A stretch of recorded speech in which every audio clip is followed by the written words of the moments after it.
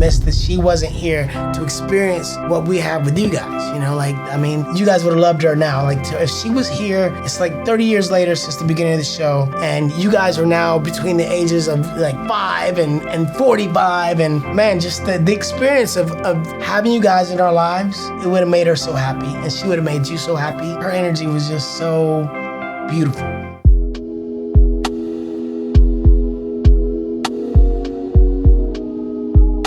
All right, guys, so today I'm here to talk about my dear friend, Thuy Trang. Man, what a beautiful person she was. I mean, what a beautiful human being. And you know, it's funny because Thuy wasn't our original Yellow Ranger. Originally, the first Yellow Ranger was Audrey Dubois, who had a whole different style. She was a little more tomboyish. She was a major martial artist, so she had a hard-hitting style. Bop, bop, bop, bop, bop. I mean, she could lay somebody out, you know what I'm saying? She was a tough girl.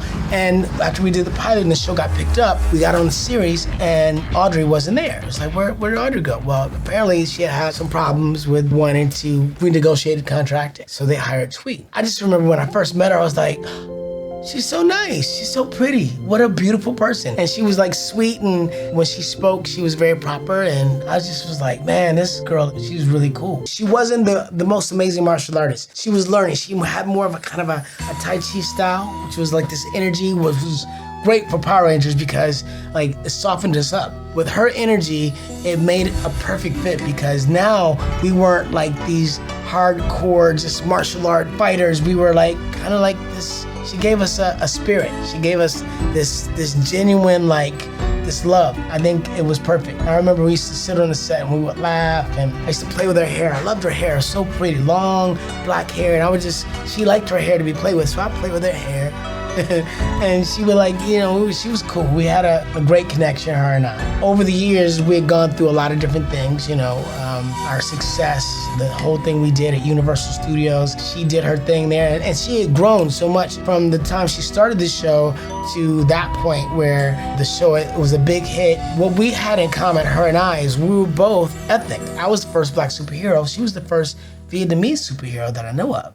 We were both very proud of that, and I was proud of her because she was such a great role model for so many girls and so many people in general. When we decided to leave the show because of the contracts, that was very difficult for us, especially for us being in that position. You know, like here I am, the first Black superhero on live action TV, and she's the first Vietnamese superhero on live action TV. Woman, that kind of held a lot of responsibility. We didn't want to walk away. We wanted to stand up for ourselves, but it was dangerous because, well, what are they going to do? And at the end of the day, you know, they changed the cast and we had to walk away from the show. I just recall having conversations with her, knowing that it was so important to her, the role that she had taken on and what she wanted to provide for the fans. And I felt the same way, but we both stood up at the same time and kind of coaxed each other through it. In the process of us leaving the show, we started doing other things. We were going to do a movie, and we started doing videos and stuff. Like I had a hip hop video called Hip Hop Keto, or Hip Hop You Can't Stop. She had like a martial arts video,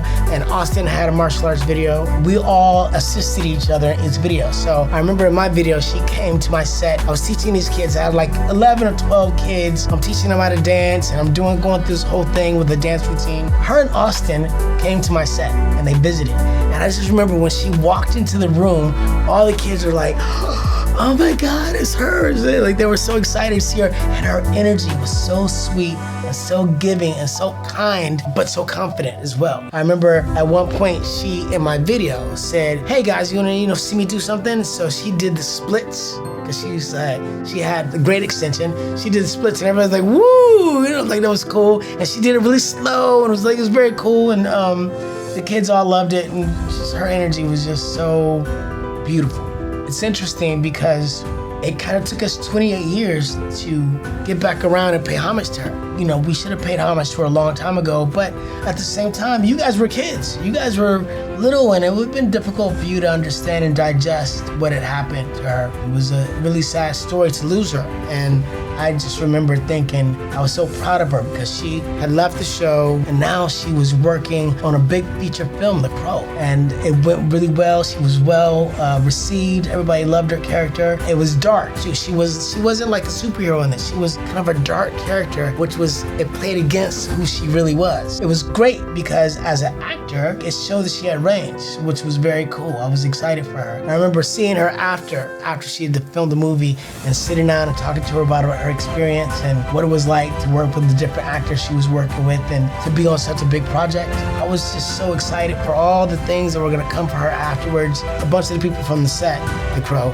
they had a big party and I went there and I met all these cool people and like so much great energy, and I was just so proud of her, so proud of her. So to go back to Power Rangers Once and Always, 28 years later, and be able to pay homage to her was amazing. It made my heart happy because for so long I missed her.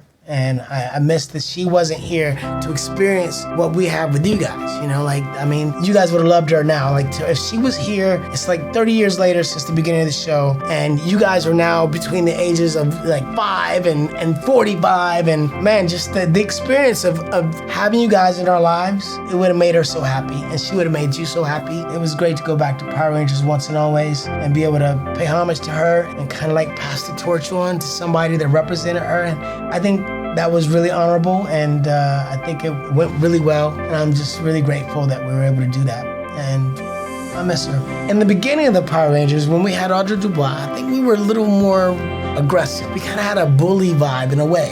I mean, that was only against the bad guys, but still, when she joined us, she gave us this spirituality that made everything perfect and made everything, it softened us. It made us a team that had heart. It was like she was the voice of reason, and she was also very smart and could decipher everything that Billy had to say.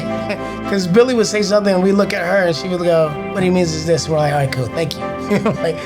But I think it was her heart that added to the Power Rangers and really gave us, made us total.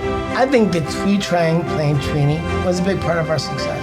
She rounded us out and she gave us additional diversity. When you looked at the show and you saw that there were so many different people that were friends, then you kind of went, I can have friends of all walks of life. I mean, I can have a black friend, I can have a Vietnamese friend, I can have a white friend, I can have a smart friend, I can have a dorky friend, I can have a valley girl friend, I can have any kind of friends that I want, and we can be tough and be an amazing team.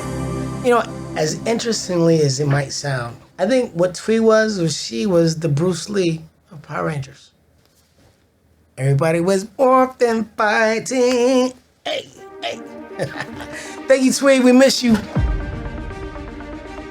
So if you want to know what Thuy Trang was really like as a person, she was very close to the character she played on the show as Trini. But there was an episode called No Clowning Around. She had taken in this little girl, and the little girl got turned into cardboard. I think it was Pineapple Clown that did it. Just the energy she had with this little girl, it's like she adopted her as a little sister. She was like that, like at heart. She was very caring about people. She was like very kind. She always treated everybody with respect. I don't remember anybody not liking her. She was just the sweetest person. I've always felt that way about her.